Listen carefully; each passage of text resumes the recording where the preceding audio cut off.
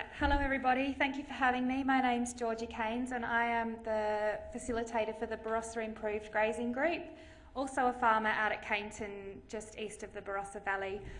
I'm going to talk today about the recovery of our native pastures out in quite a big area east of the Barossa Valley, which were affected by a couple of fires in our region.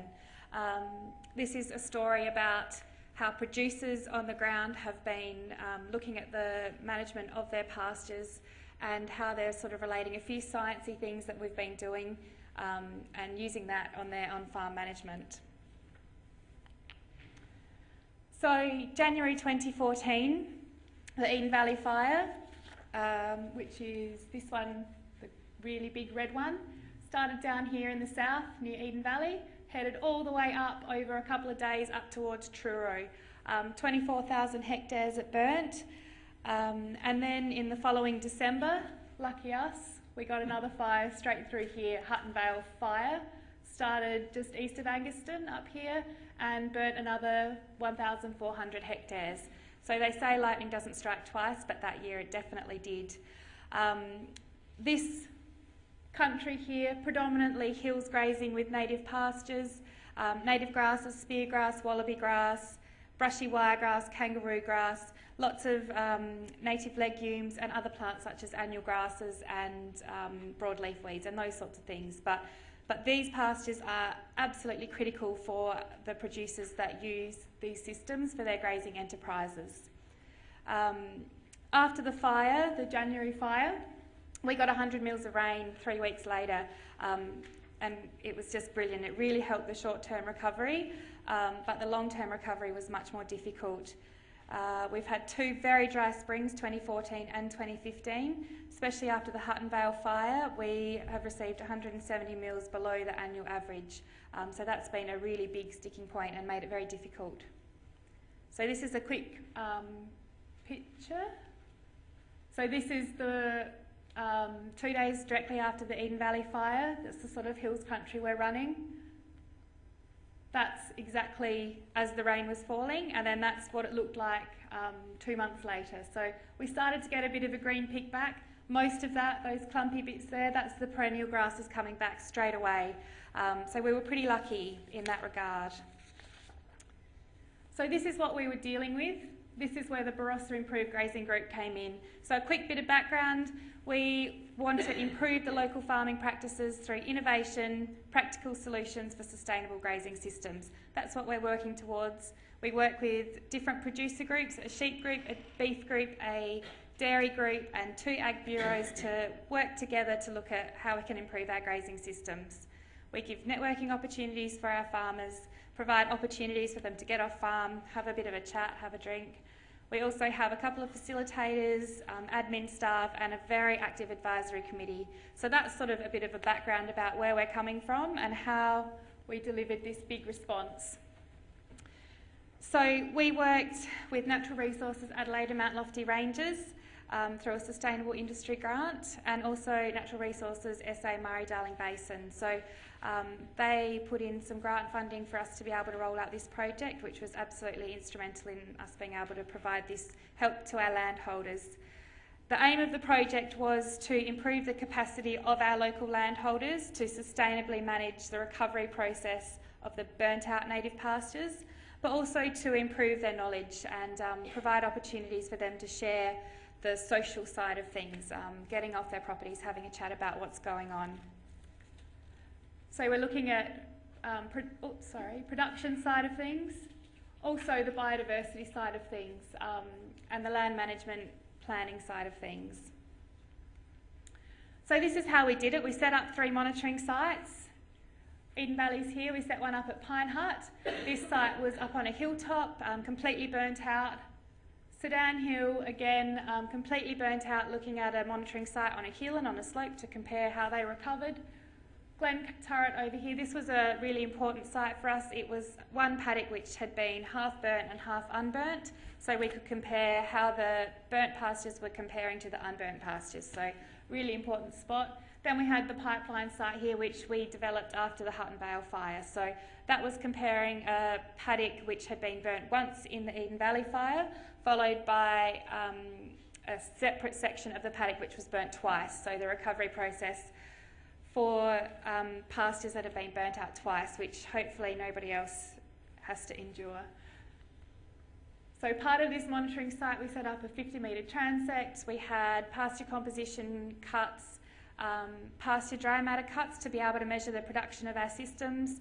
We had photo points, and we also did a bit of feed analysis, which is obviously extremely important for our farmers to find out how much feed their pastures are delivering. We had Nicola Barnes from SA Murray-Darling Basin NRM board help us out with the pasture composition, and Daniel Schupan from Landmark, who did all of our pasture dry matter cuts. So this is the interesting stuff. This is our results. So this project went for 2 years. However, we did get extra funding to continue through to this year. So this is the pasture composition, plants per metre square at the Glen Turret site. So we've got the burnt site and the unburnt site. So one of the main points here are the native grasses, this blue line along the bottom. They all came back really well. There was a 5% difference between the burnt versus the unburnt pasture, but the composition, the actual plants per metre square, the native pastures have come back. And we were seeing that straight after the fire. The big clumps of perennial grasses were starting to shoot, even though they were black. Out there, we're still seeing big patches of black with green shoots coming up. Absolutely amazing how resilient those native grasses have been. Also, we've got the native herbs up here in the burnt area.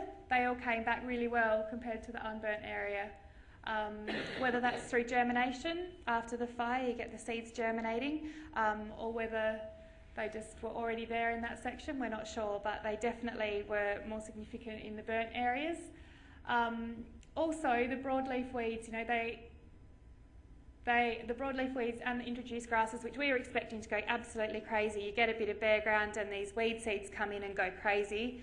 They just didn't, and we're not sure why that is, but we definitely didn't see a big increase in them, even though that's what we expected. So I have to say, these are non-scientific trials. They are for our producers to be able to learn information and for us to be able to share information of what we see going on in the paddocks. So the native pastures all came back, all the native grasses, they came back. It's the production side of things that has really struggled. So you can see after the first year, this is the first year up to here, about this point here, our farmers were really working at looking after their pastures in that first year. There was a real system of trying to balance it. Most people destock their pastures and let those pastures recover because they know that they're such an important part of their system. Some people had to take out second jobs so that they could keep their entire paddock destocked. And it was a really tough balance for them. But throughout the whole time, we've been trying to maintain 1,000 kilos of dry matter, keep it at that benchmark so that our pastures will recover. So the first year, most people did that pretty well, all of these guys up here. This one here that starts along here, that was the pipeline, so that only got burnt sort of at this point. But the following 2 springs have been really dry and the pastures just haven't recovered. This is with very conservative grazing, and it's been really difficult to even let the pastures grow up past 1,000 kilos. This is the burnt versus unburnt site. We've got the unburnt along the top here, still producing more than the burnt. And I must say that pasture has also been grazed pretty heavily. That one was one that wasn't conservatively stocked, but you can still see that the unburnt is still producing much more than the burnt pasture. Following on, the pipeline site, this tells a pretty scary story. This area was burnt once, still been able to maintain 1,000 kilos of dry matter, but this area burnt twice, which has not had a good rain on it throughout either of the 2 springs since it's been burnt, has just not recovered. And this paddock, this is one of our paddocks on our property, we haven't stocked it. So we've got no production off of that pasture and just waiting for it to recover, and it's still very much in that recovery process.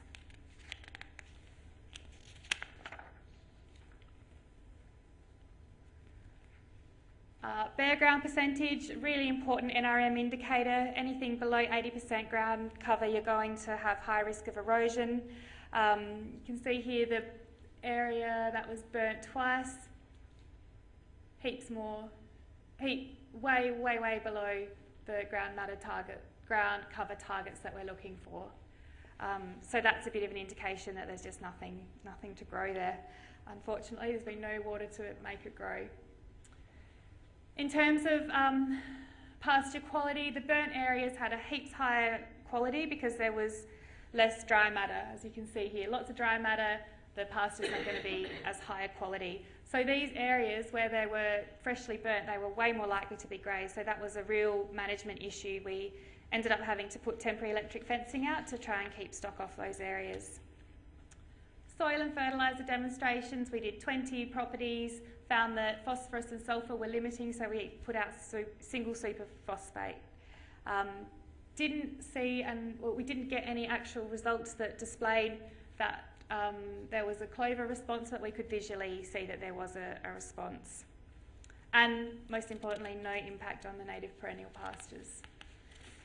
So I'll quickly just run through some of the social benefits. It speaks for itself.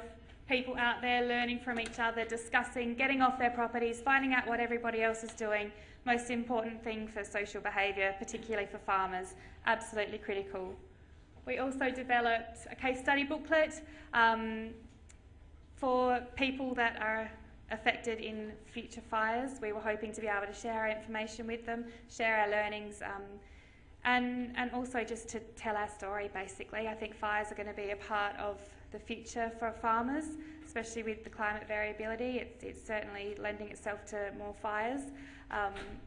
This is a way for us to be able to share our stories, along with a one-page information sheet, so we could again share our good news stories that happened out of our fire. We also developed a video so that people could again share that side of things. And we have used these through the Pinery fire. Farmers out there, we've been along and spoken to them, and our NRM boards have been sharing our information with others. So it's been a big process. We've been lucky to have the support from the NRM boards and to be able to share the information that we've been receiving so that other people affected by fires will hopefully have a bit of information to help them move forward. Thank you.